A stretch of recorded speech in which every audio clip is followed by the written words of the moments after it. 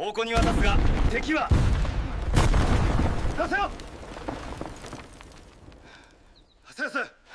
The main force advances along this river route here. What about the northern flank, sir? We will need to allocate more resources for reconnaissance.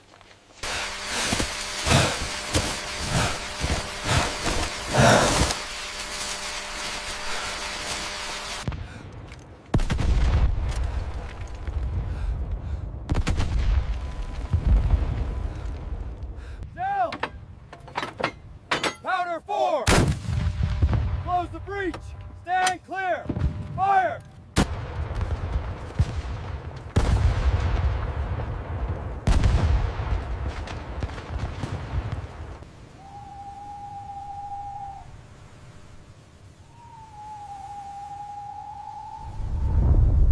Dawn breaks over a Pacific island in the summer of 1944.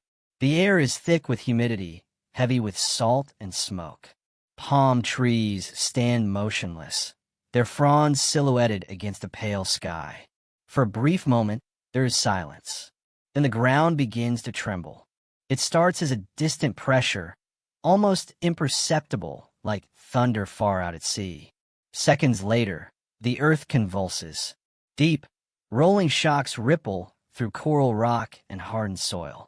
The sound is not sharp. It is massive, sustained, relentless. Japanese command posts, dug into hillsides and camouflaged beneath jungle canopy, shudder violently. Maps slide across wooden tables. Dust falls from overhead beams. Officers pause mid-sentence, their training offering no reference for what they are experiencing. These are not naval guns. Not mortars. They are heavy howitzers, firing in coordinated salvos from miles away, unseen, untouchable. Each impact arrives with crushing certainty. Defensive lines vanish. Carefully prepared positions dissolve under waves of steel and high explosive. The battlefield itself seems to turn against those holding it. 4 Japanese commanders observing the unfolding destruction. This is not merely bombardment. It is a revelation, one that forces a painful realization about how the war has changed and how unprepared they are for what comes next. To understand why this moment was so shocking, we must step back to the years before the ground ever began to shake.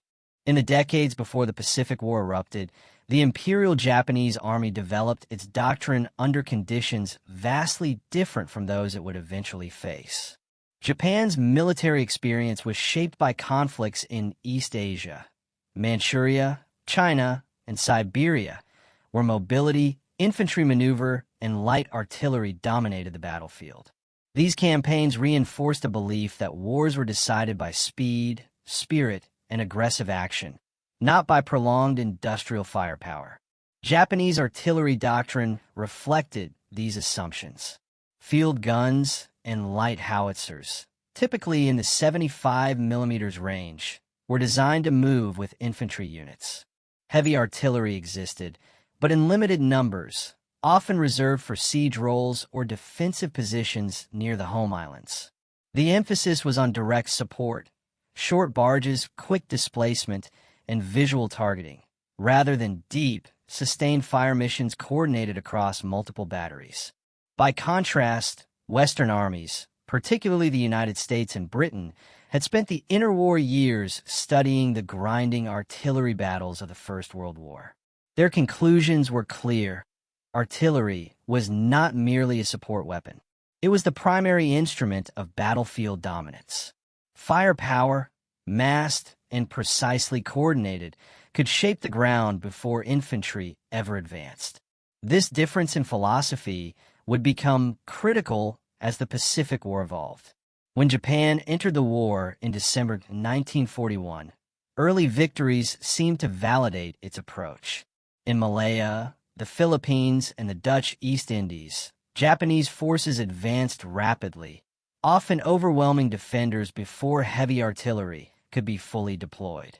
Jungle terrain, poor roads, and logistical constraints limited the Allies' ability to bring large guns forward. Battles were close, chaotic, and infantry-driven, exactly the kind of fighting Japanese commanders understood. But beneath these early successes lay a structural weakness. Japan's industrial base could not produce heavy artillery in the numbers required for prolonged modern warfare. Steel, fuel, and shipping capacity were finite. Priority went to ships and aircraft, leaving artillery units under-equipped and often undersupplied with ammunition. Even when heavier guns were available, transporting them across islands and through undeveloped terrain was a formidable challenge. As the war stretched into 1942 and 1943, the strategic balance began to shift. The Allies, especially the United States, mobilized an industrial machine unlike anything Japan could match. Factories produced thousands of artillery pieces, millions of shells, and the vehicles needed to move them. Engineers learned how to carve roads through jungle, construct gun platforms on coral islands, and land heavy equipment directly onto contested beaches. At the same time, Allied artillery doctrine matured. Fire direction centers coordinated multiple batteries across wide areas. Forward observers, often embedded with frontline units, relayed precise targeting data. Naval gunfire, airstrikes, and artillery were increasingly integrated into a single destructive system. The battlefield became layered, death arriving from the sea, the sky, and the earth itself.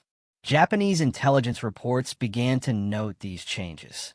References to unusually heavy shelling and long-duration bombardment appeared in after-action summaries. Yet many commanders still believed that determination, concealment, and night attacks could neutralize enemy firepower. They had not yet experienced what sustained massed howitzer fire could do, not just to troops, but to the ground they depended on for defense. That realization would come later, when Allied forces no longer fought to advance quickly, but to destroy methodically, preparing the way with artillery until resistance was physically erased. The stage was set for a confrontation between two radically different visions of warfare, and in the next phase, that gap would become impossible to ignore. By 1943, the Pacific War had entered a new phase. The speed and surprise that had defined Japan's early campaigns were gone. In their place came deliberate, methodical Allied advances, each one anchored in overwhelming firepower. Artillery was no longer an accessory to the battle. It was the battle's opening act. The transformation began quietly. On islands like Guadalcanal and in the jungles of New Guinea, American forces started landing weapons the Japanese had rarely faced in concentrated numbers. The 105mm M2A1 howitzer appeared first, reliable and mobile, capable of firing shells weighing over 30 pounds with consistent accuracy. Soon after came the 155mm howitzers, most notably the M1 Long Tom, whose shells struck with seismic force and whose range extended far beyond the visual horizon. Getting these guns into position was an operation in itself. Engineers unloaded them from landing craft under fire, dragged them across beaches of soft sand and broken coral, and built firing platforms where no roads existed. Bulldozers flattened jungle clearings. Timber and steel were laid to stabilize the ground. Ammunition dumps grew behind the lines, each one holding thousands of shells, ready for sustained fire missions that could last hours or days. For Japanese defenders, this buildup often went unnoticed until it was too late. Allied deception, radio discipline, and camouflage concealed gun positions. When the firing began, it arrived without warning. There were no probing shots, no gradual escalation. Entire batteries opened fire simultaneously, their salvos timed and plotted in advance. The difference was immediately apparent. Japanese artillery, limited in range and ammunition, struggled to respond. Counter-battery fire was sporadic and largely ineffective. Forward observers attempting to locate Allied guns found themselves blinded by smoke, jungle canopy, and the simple fact that the guns were too far away. Communication lines were cut by shell fire. Command posts were buried or forced deeper underground. Japanese reports from this period reflect growing unease. Officers described shelling that continued without pause and explosions that split the earth itself. Defensive works, trenches, bunkers, and gun pits were crushed or collapsed. On coral islands, the shock waves traveled through solid rock, magnifying the effects of each impact. Even deeply dug positions offered limited protection. More troubling was the psychological toll. Japanese doctrine emphasized endurance under fire, but endurance had limits. Prolonged bombardment disrupted sleep, shattered unit cohesion, and eroded command control. Officers found it increasingly difficult to move, communicate, or even assess the situation. Orders were delayed or never arrived. Units fought in isolation, unaware of the larger battle unfolding around them. By the time Allied infantry advanced, they often encountered positions that had already been neutralized, not by direct assault, but by artillery alone. This was a stark departure from earlier fighting. The battlefield had been reshaped before the first soldier crossed open ground. Japanese commanders began to understand that they were facing something fundamentally different. This was not fire meant to support an attack. It was fire designed to dominate time, space, and morale. The Howitzers did not simply destroy targets. They imposed control over the battlefield, dictating when and where movement was possible. As Allied artillery grew heavier and more coordinated, the question for Japanese leadership was no longer how to repel the next assault, but how to survive the bombardment that preceded it. That question would soon be examined from multiple perspectives as the true impact of howitzer fire revealed itself across every level of the war. For the Japanese soldier, artillery had always been something to endure briefly. A warning, a prelude. What they now faced was different in both scale and duration. When Allied howitzers opened fire, the bombardment did not fade. It intensified. Men pressed themselves against the walls of trenches as the ground convulsed beneath them. Each explosion forced air from lungs, leaving a hollow pressure in the chest.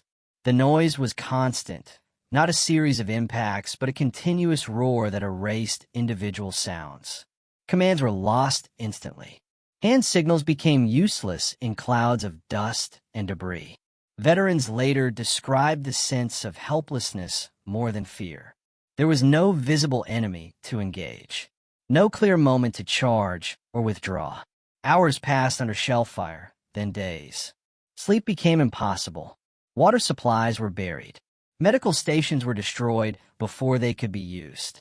Wounded men lay unattended, the ground around them still erupting. For officers trained to lead from the front, this environment stripped authority down to instinct. Survival came first. Coordination came last. The howitzers reached into spaces that had once felt secure, collapsing tunnels and crushing reinforced positions with repeated accuracy. This was not the chaos of close combat. It was systematic destruction applied patiently until resistance weakened on its own. From a tactical standpoint, Allied howitzers did more than inflict casualties. They reshaped the battlefield itself. Defensive plans built around fixed positions, interlocking fields of fire, mutually supporting bunkers, ceased to function once the terrain was altered. Craters erased sight lines. Trenches filled with debris. Communication routes disappeared entirely. Artillery planners deliberately targeted choke points, ravines, ridgelines, cave entrances, and reverse slopes. Fire was adjusted in real time, walking shells forward or shifting laterally to prevent movement. Japanese counterattacks, often launched at night, found their assembly areas pre-registered. When units gathered, the shelling resumed with lethal precision. The ground shook before troops could disperse. Attacks dissolved before they began. This approach reflected a mature artillery doctrine. Howitzers were no longer responding to the battle. They were dictating it. Infantry advances followed predictable rhythms. Fire lifted troops moved, fire resumed beyond the objective. Resistance was isolated, bypassed, or buried. Japanese tactics, reliant on concealment and sudden movement, struggled to adapt. The battlefield offered fewer safe spaces with every passing hour. The shock experienced by Japanese commanders was rooted in technology as much as tactics. Allied howitzers delivered a combination of range, shell weight, and sustained fire that Japanese guns could not match.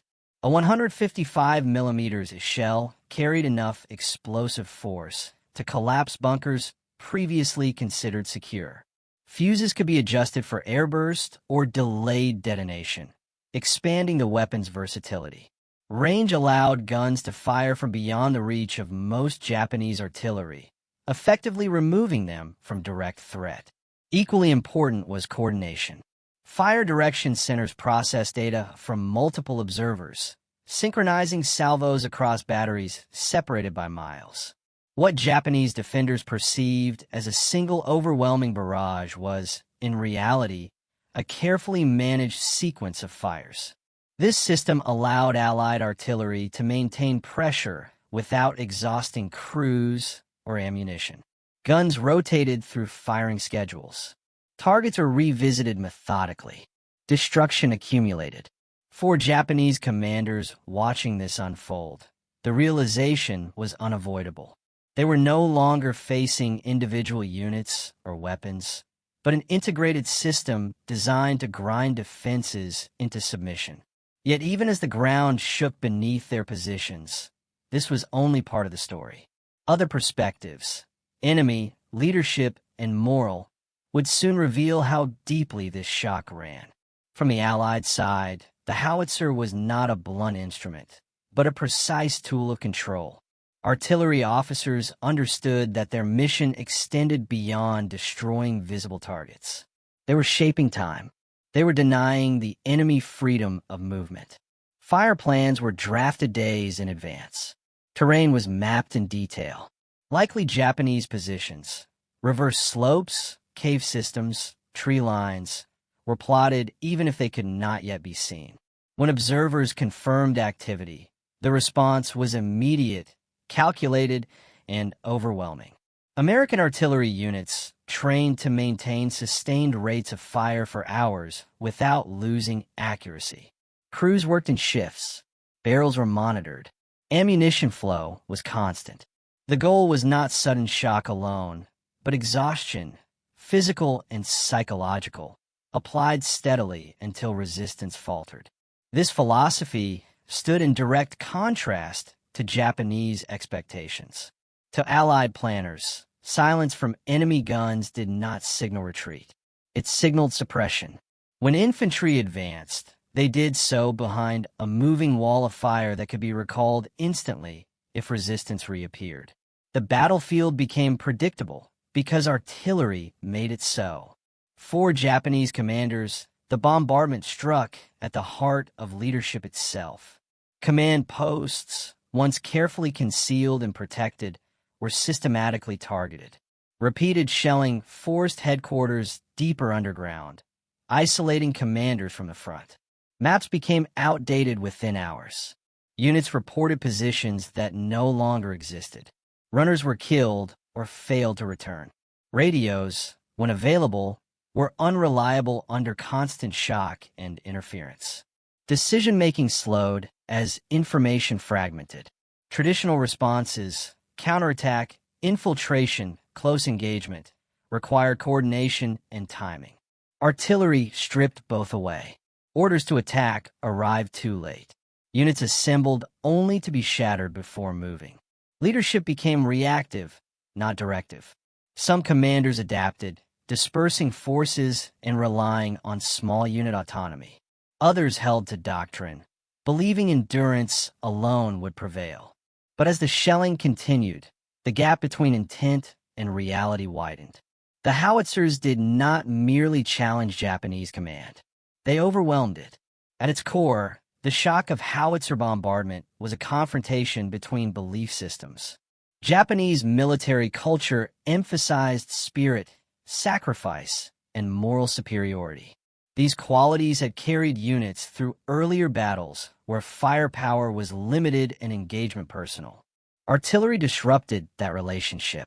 Courage could not silence distant guns. Discipline could not stop the earth from collapsing. Sacrifice offered no protection from a shell arriving unseen from miles away.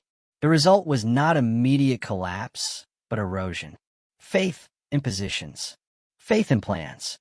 Faith in the idea that willpower alone could shape outcomes. Japanese reports increasingly referenced unavoidable losses and conditions beyond endurance. This psychological shift mattered. Once commanders recognized that survival itself was uncertain under sustained bombardment, every subsequent decision was constrained. The initiative passed irrevocably to the side controlling the guns. All of these forces, human, tactical, technological, and moral, converged at a decisive moment when the full weight of Allied artillery was finally unleashed in a way that left no doubt about its power. June 1944, the island of Saipan. For Japanese commanders in the Marianas, Saipan was not just another battlefield. It was a shield.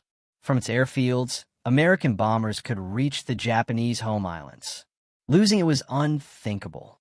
Defenses were constructed in depth, coastal positions, inland strongpoints, and command centers carved into limestone ridges. In the days following the American landings on June 15th, the pattern became unmistakable. Each morning began the same way. Before infantry moved, the gun spoke. Hundreds of artillery pieces, 105 millimeters and 155 millimeters howitzers, opened fire from carefully prepared positions inland from the beaches. Naval gunfire joined them from offshore, but it was the howitzers that sustained the pressure hour after hour. Fire missions were timed to the minute. Target grids overlapped. There were no safe intervals. Japanese observers reported that entire hillsides appeared to lift and fall. Cave entrances collapsed. Vegetation vanished. Defensive markers used for orientation disappeared, leaving units disoriented even in familiar terrain. Counter-battery fire was attempted, but quickly suppressed. Allied guns simply outranged their counterparts. On June 16th, massed artillery fires preceded an advance toward Mount Tapachau, the island's central high ground. Japanese forces had positioned themselves on reverse slopes, confident that direct fire would be limited. The assumption proved fatal. Shells arced high, descending nearly vertically. Delayed action fuses detonated inside caves and bunkers. Shockwaves traveled through the limestone, collapsing internal chambers and burying occupants. Even positions not directly hit became untenable as entrances caved in and oxygen vanished. Commanders attempting to coordinate counterattacks found their units scattered or pinned. Assembly areas were pre-registered. When movement was detected, artillery concentrations returned with devastating effect. Night attacks, once a reliable tactic, were broken up before reaching American lines. The ground itself had become hostile. Paths turned into fields of craters. Slopes became unstable. Movement slowed to a crawl under constant observation and fire. Every attempt to regain initiative met the same response. More shells, arriving with relentless regularity. By the end of the week, Japanese leadership on Saipan faced a reality they could no longer deny. This was not an enemy advancing cautiously, probing for weaknesses. This was an enemy reshaping the island methodically, using artillery to eliminate resistance before it could act. And still, the fire continued. What followed was the moment when endurance gave way to inevitability, and the full consequences of artillery dominance became impossible to escape. By late June 1944, the character of the fighting on Saipan had fundamentally changed. What had begun as a determined defense had become a struggle to exist under constant pressure. The artillery did not pause to mark phases of the battle. It marked time itself. Allied fire planners now operated with near-total freedom. Japanese gun positions had been largely silenced. Ammunition shortages, destroyed communications, and shattered crews made coordinated response impossible. Without effective counter-battery fire, American howitzers fired unchallenged, adjusting ranges and patterns at will. Command posts moved deeper into the island's caves, but depth no longer guaranteed safety. Repeated bombardments weakened ceilings and collapsed access tunnels. Entire headquarters were entombed without direct hits. Survivors emerged disoriented, separated from their units, unable to re-establish control. On June 22nd, concentrated artillery fire preceded a coordinated push toward the northern end of the island. Observers recorded near-continuous fire, with batteries rotating to maintain pressure. When infantry advanced, they encountered positions already reduced to rubble. Resistance came in fragments, isolated groups fighting without coordination, often unaware of neighboring units' fate. For senior Japanese commanders, this was the decisive realization. Traditional concepts of defense, holding ground, trading space for time, launching counterblows, no longer applied. The enemy's firepower erased the conditions required for those actions. The ground could not be held because it could not be inhabited. Reports sent up the chain of command spoke of annihilating bombardment and unprecedented shelling. These were not rhetorical flourishes. They were attempts to describe a form of warfare that doctrine had never prepared them for. As casualties mounted and positions collapsed, decisions became stark. Preserve what forces remained, or expend them in final actions that could not alter the outcome. The artillery had closed off alternatives. Every movement was observed. Every concentration was punished. By the final days of June, Saipan's organized defense had effectively ceased. What remained were pockets of resistance, brave, determined, but strategically irrelevant. The island's fate had been sealed not by a single charge or breakthrough, but by weeks of controlled, sustained fire. For Japanese commanders who survived, the lesson was searing and unmistakable. The war they were fighting had changed beyond recognition. Against an enemy capable of bringing the ground itself to heel, courage alone was no longer enough. The guns would eventually fall silent, but the consequences of their fire would extend far beyond Saipan, reshaping strategy, doctrine, and expectations across the Pacific. When the fighting on Saipan ended in early July 1944, the scale of destruction told its own story. The island's terrain had been permanently altered. Hills were flattened. Forests were reduced to shattered stumps. What had once been carefully prepared defensive zones now resembled a continuous field of craters and collapsed rock. Casualty figures reflected the imbalance created by artillery dominance. Of the approximately 30,000 Japanese troops defending Saipan, the vast majority were killed. Only a small number were captured. While losses came from infantry combat and naval gunfire as well, post-battle assessments consistently emphasized the decisive role of sustained artillery bombardment in breaking organized resistance. American reports noted that many Japanese positions were neutralized before infantry reached them. Units advancing inland encountered bunkers crushed by shell fire, trenches filled in, and cave systems rendered unusable.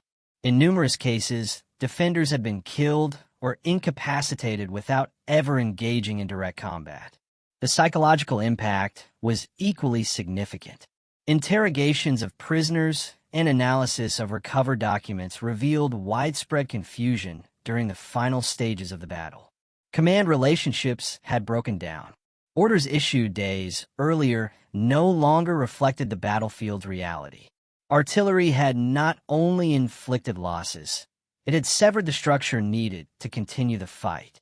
From the Allied perspective, Saipan validated years of doctrinal development. Artillery units recorded the effectiveness of massed fires, coordinated with naval gunfire and airstrikes. Fire direction centers refined techniques for targeting reverse slopes and cave entrances. The battle became a reference point for future operations. For Japanese leadership, the aftermath was grim. Reports reaching Tokyo acknowledged the unprecedented intensity of the bombardment. While language remained formal and restrained, the implications were clear. Defensive preparations that relied on fixed positions and limited artillery support were no longer viable against an enemy capable of sustaining such firepower. The loss of Saipan also had immediate strategic consequences. American bombers soon began operating from the island, bringing the Japanese home islands within direct range. The artillery that had shattered defenses on Saipan was now part of a larger system closing in on Japan itself. Yet even as the strategic picture darkened, the lessons of Saipan were still being absorbed. The full impact of howitzer dominance would only become clear as the war continued. Those lessons would shape every major Japanese defensive effort that followed, influencing not just where battles were fought, but how they were imagined from the outset. The shock of sustained Allied artillery on Saipan reverberated across the Pacific campaigns that followed. Japanese military planners, previously confident in the ability of entrenched positions and natural terrain to slow an invader, were forced to rethink defensive strategy in fundamental ways. Caves, tunnels, and underground fortifications became the standard for holding ground. Command posts moved deeper into hillsides, sometimes hundreds of meters below the surface. Troop dispersal became mandatory. Concentrations of men or equipment were now invitations to annihilation. Night movements, previously an opportunity for tactical advantage, became a norm to minimize exposure to long-range fire. Despite these adaptations, the technological and industrial gap remained. Japan could produce only a fraction of the heavy artillery needed to match Allied firepower. Counter-battery fire remained limited, sporadic, and largely ineffective. Even experienced commanders recognized that their forces could no longer challenge an enemy that controlled both range and coordination. Allied doctrine evolved in parallel. The effectiveness of sustained, coordinated barges informed operations in the Marianas, the Philippines, and ultimately Okinawa. Artillery was not a mere support element. It was a shaping force, able to dictate the tempo and geography of combat. Lessons learned on Saipan were applied systematically, with fire plans refined to target the most likely defensive structures and assembly areas, ensuring that Japanese forces were under constant pressure even before direct engagement. The psychological dimension remained equally significant. Japanese soldiers, accustomed to close combat and rapid assaults, faced a new reality. Endurance alone could not protect them. Commanders observed that morale suffered long before physical positions collapsed. Reports from Okinawa, Leyte, and Iwo Jima repeatedly cited the paralyzing effect of heavy bombardment, emphasizing that artillery had become as much a weapon of psychological control as physical destruction. Strategically, the cumulative impact was clear. Japan's ability to hold islands in depth was severely constrained. Once a position was identified for assault, Allied planners could rely on artillery to strip defenses and reduce casualties among their own forces. This shift accelerated the pace of the Pacific advance, ensuring that Japanese forces were frequently forced into desperate last stands rather than organized counteroffensives. In sum, the dominance of Allied howitzers reshaped both the physical and doctrinal landscape of the Pacific War. Commanders who survived these campaigns carried a singular lesson. In the industrialized era of modern warfare, control of firepower, especially massed, coordinated artillery, was decisive. Courage, tenacity, and traditional tactical skill remained valuable, but they could no longer substitute for the ability to dominate the battlefield from a distance. From this hard-earned understanding, the stage was set for the final reflection. The meaning of these battles and the human, technological, and historical lessons they left behind. When the guns finally fell silent, the islands themselves bore witness. Craters pocked the landscape. Hillsides were flattened. Coral and jungle had been torn apart and reshaped by steel.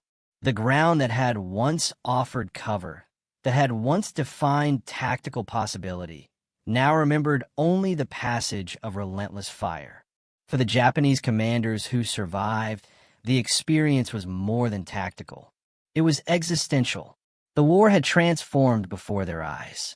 Courage, discipline, and doctrine could not withstand the calculated weight of industrialized firepower. The Howitzers had demonstrated that control over the battlefield could be imposed from a distance, systematically and without mercy.